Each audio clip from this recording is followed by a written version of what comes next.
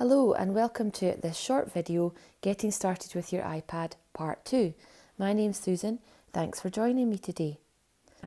In today's video we're going to be exploring the camera and photo apps and also exploring how you can use Safari as a web browser to support teaching and learning. Okay, so first of all, to access the camera app, you can see that I've got it saved down in my dock here because it's an app that I am using all of the time. So it looks like this. It's very easy to find because it just looks like a picture of a camera. Okay, so here we are in the Cameras app and you can see you've got a lovely view out of one of my windows. It's quite a sunny day today. Let's have a look at some of the different features inside of this camera app. So at the side here, this tells us everything that we're able to do. To take a photo, at the moment you can see photos highlighted, so we're in the photo option. All I would do is press this big white button here, and just once, and it would take a photo, and the photo would be automatically saved into my Photos app. So we'll come back and have a look at that in a little while. If I wanted to adjust the brightness of the photo, I could do that over here. I've got a few other options in the box here. You can see photos highlighted just now. If I hover and then click on video, takes us into the video option, and here, very similar to the photos option, there's a big red button this time, and if I press that it will start recording. The number at the top there will start to increase and it will record until I press the button again.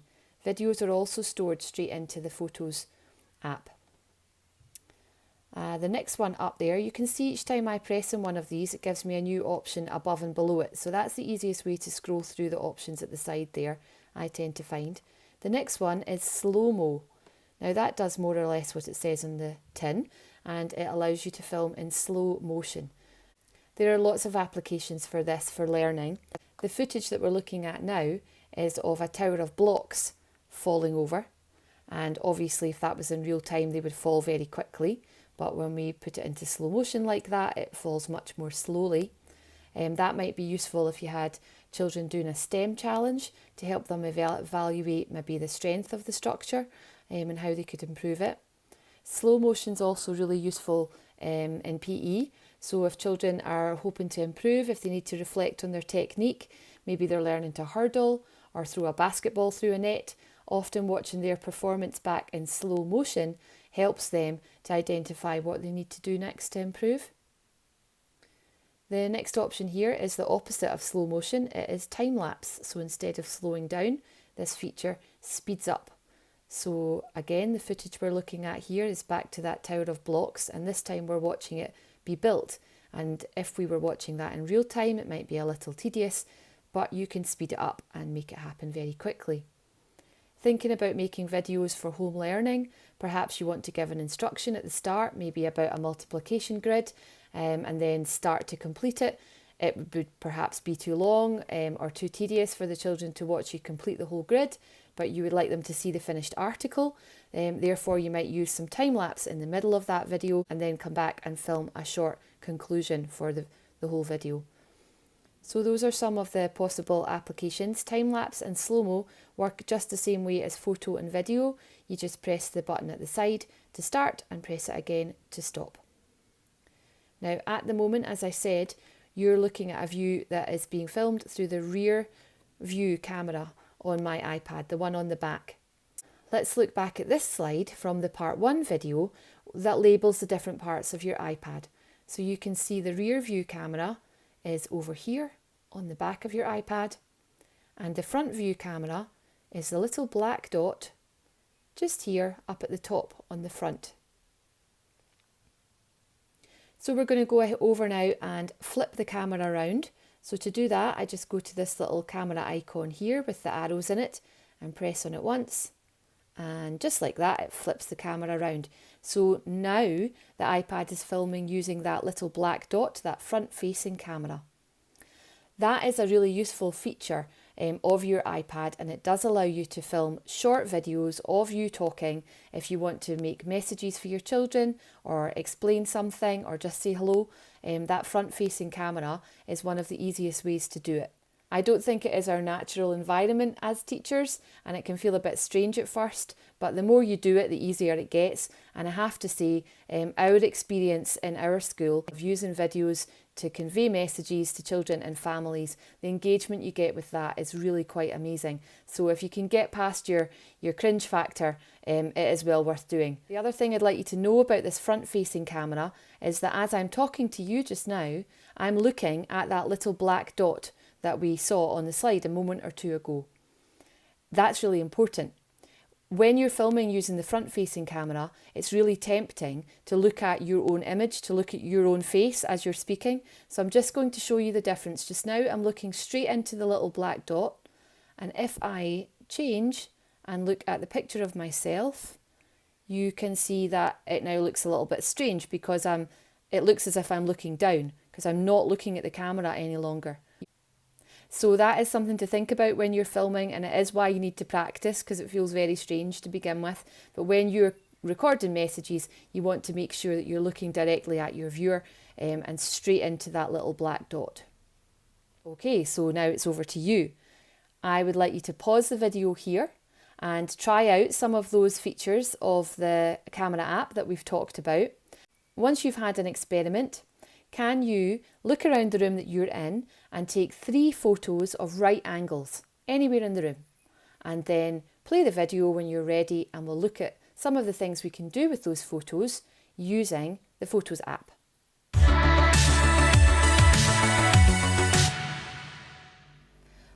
Okay, so let's go on now and have a look at the Photos app. Images and video that you capture on your iPad are stored into the Photos app automatically. So the app collects and organises learning snapshots according to time and place, and it provides you with some options to edit. So let's go in and have a look now.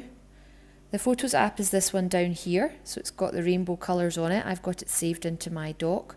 So I'm going to just press that to open it up, and you can see here it shows you all of the photos and videos that I have got on my iPad. We're going to go in and have a look at this photo, so I'll just click on it there. And it has opened up for us a photo that I have taken of a right angle. So you've got a few options with your photo here. We're going to go in and look at what those are. Up here, if I press on edit, it will load the photo up into this screen here. And down this side, there are lots of options to do with how the image looks. You can alter the contrast, the colour, balance along here using these buttons. The one that we're going to have a look at over here is this one. This lets you crop the photo. So if there were parts of this photo that you felt you didn't need and you wanted to crop it a little, you could do that easily just by pulling down on one of the corners. So you can see there it's moving it down. Maybe we want to take out this bit of sky that isn't necessary and bring our image down and make it a little bit shorter. So I just do that, and after a second or two the photo is corrected and that part of the sky has been cropped out. Another useful feature in this edit menu is over here at the side. You've got some options where you can rotate the photo. So there's nothing more frustrating than when you take the perfect photo and then it turns out to be landscape when you need it portrait, or portrait when you need it landscape. So if that has happened, these are the options for you. So if we press on this one that's got the kind of square on, you can see it flips the image round onto its side. And I just press it again the number of times I need to get it to the shape that it needs to be. This one here is really clever because it actually flips it into a mirror image of itself. Let's have a look at that. So you can see there it's flipped the image around. So those are 2 really useful features that I find myself using a lot, and it saves you a lot of time in having to retake pictures and videos and things. Just come in and see if you can edit them first. What we're going to go in and have a look at now is we're going to click on the little ellipsis, the dot, and it's going to take us to this other menu. Now in here, the one we're going to look at is markup. It's telling me here that the live photo will be turned off and I can only edit a still photo. So for our purposes, that's absolutely fine. So I'm just going to say OK to that. And what it has now done is it has opened up another menu where I'm actually able to mark up, I'm able to draw on top of that photo that we took. So we've been talking about angles today. Over here at the side, I can choose any of these tools. If I press on it twice, it lets me choose how thick or thin the line is. I'm going to go for quite a thick line here. This one's a pen. This one here is a highlighter, so you can use that one and it works exactly like a highlighter. This one here is more like a crayon or a coloured pencil, so it's a little bit more transparent. You've got your rubber here. This one here is a selection tool, and there's also a ruler if you needed a ruler. You've got some choices here of different colours as well. And if the colours that are there don't suit you, you can go onto the spectrum there and choose any colour. So let's have a go and see if we can mark where our angle is. So there we go. I'm going to just colour it in there. So I'm sure straight away you're thinking of all the different ways that this could be useful in the classroom. If you think of how much we're used to using whiteboards and whiteboard pens, with an iPad and that markup tool, it really does open up what children are able to do, whether that be photographing something that you have put onto the board that they then add to, whether it's something like this, looking for angles in real life. There's loads and loads of different ways that you can use this. It's a really useful feature. Let's go ahead and label our angle now.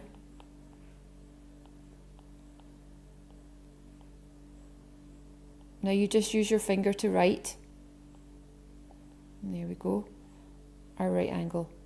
When I'm happy with the markup that I have done, I would just press on done, and you can see that it has saved that for us. And I'm just going to go ahead and press on done, and it takes us back to the image, and you can see there it has saved the markup that we put onto it.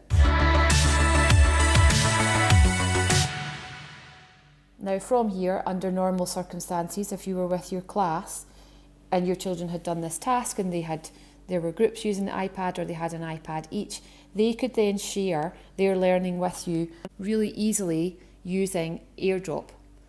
AirDrop is one of the most versatile and convenient ways to share information and resources on the iPad. And to do that, you would go here onto the share button. This one is really useful. Share button comes up on almost everything that you can do on iPad, and it always gives you a menu of different ways that you can share that photo, different places you might want to put it. So you can see it's given me some suggested apps that I might want to use.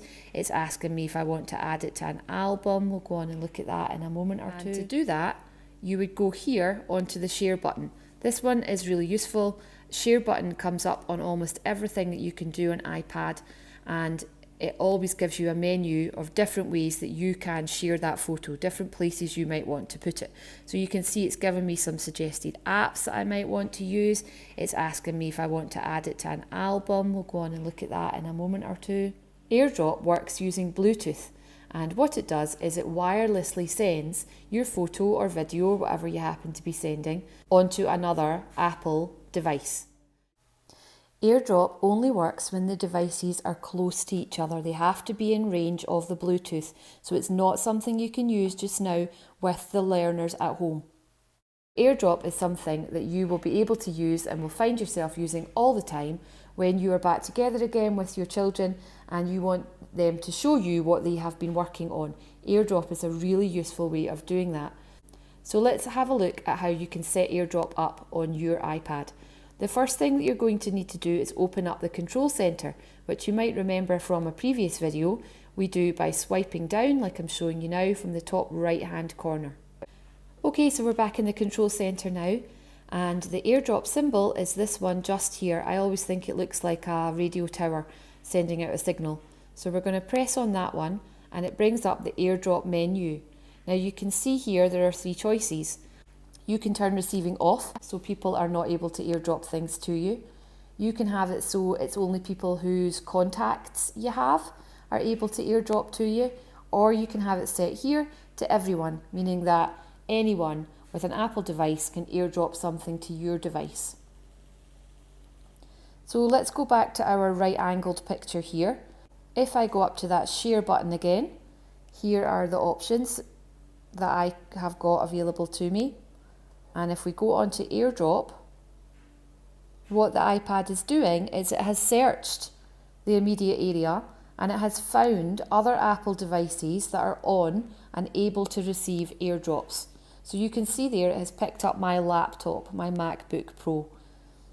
Remember that AirDrop only works between Apple devices. So this is something that you can try out at home. If you have got an iPhone or a MacBook or a personal iPad, you can have a go at sending images and videos between the two devices. So to do that, I would just select the device that I wanted. So in this case, we're going to try and send the image over to my MacBook Pro. There it's going to say waiting, because on the other device, the person has to accept the AirDrop. So if children were sending an AirDrop to you, you would have to accept their AirDrop before it would come through. So I'm going to accept it now on my laptop. And you can see here it's now sending, and in fact it has sent.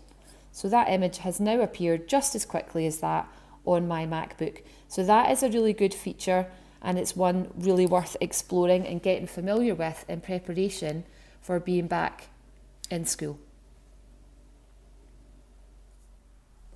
As well as sharing photos and videos, we can arrange them in a more organised fashion. In the camera roll, which is what we're in just now, we can tap on the photos and videos that we captured today. So let me see if I can find my angle pictures.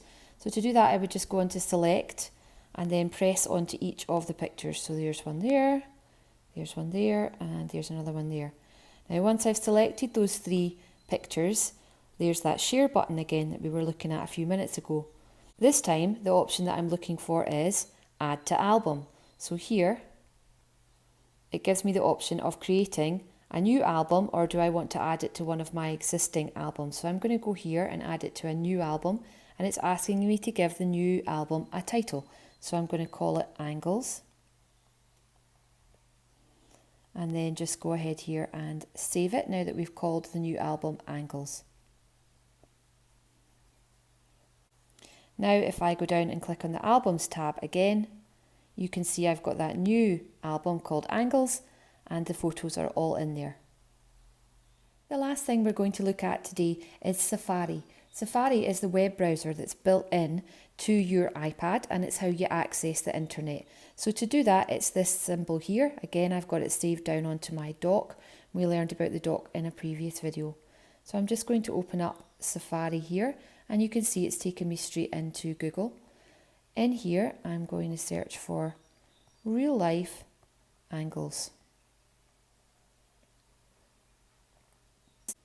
Now from this screen, I've got a couple of options. I'm going to filter this search so that we're just looking at images. And then you may or may not be familiar with this next tip. If you go into Tools, it opens up a smaller menu underneath here, and you can actually filter that image search in a few useful ways. So first of all, by size. So I'm going to set mine to be large. We could look at colour, type, time. The one that I'm interested in here to show you is actually usage rights. So if we go on to that tab, you can see here you've got a few different options. I'm going to select the one that's labelled for reuse. So these are images that you are freely able to use without breaching copyright. That is a really useful feature to share with learners to make sure that they are becoming digital citizens, that they are choosing and using images responsibly and crediting the original producer of the image where that is necessary. So let's have a look here and maybe take this picture of the security glass. So if I just click on that one, it opens up in a slightly larger screen here. If I press and hold on the image, it brings me up another range of options. That is a top tip for most aspects of your iPad. Pressing and holding on something will generally open up a further menu that gives you additional options. So that's something that's well worth exploring. You can see the choices I've got at the side there. What I'm going to do is I'm going to save this photo that I know is I'm allowed to freely reuse without breaching copyright. I'm going to add it to my photos. And then if I press the home button to come out of Safari and back to our home screen, and then into the Photos app that we were in a little earlier, you can see it's appeared up here in my Recents tab, just down at the bottom. Another really useful feature of Safari is that you are able to add regularly visited websites onto your home screen, and we did look at that in a previous video. You can see a page I'm sure you're very familiar with, the Glow sign-in page, and up here there's that share button again that gives us all those options. If I go on to that, one of the additional options I've got down at the bottom is add to home screen. So if I go to that, it's given me a suggested title for the website. I'm quite happy with that. I could select it and change it to something else if I wasn't. And then if I just press add, what happens is the Glow sign-in page will appear on my home screen. You will remember from a previous video that we did something very similar with the Apple Teacher website. So let's go over and have a quick look at that one. And if I click here into the iPad module that we looked at last time, you will remember that in the middle section there were all the different sections of this module that you need to work through in order to try out for the iPad badge. So today we've looked at the camera and photos app, and we've also explored Safari. So now that we're at the end of part 2, do go in and look at the Apple Teacher site, see if you can work through some of those sections and perhaps have a go at earning your iPad badge. Thank you for joining me. See you next time.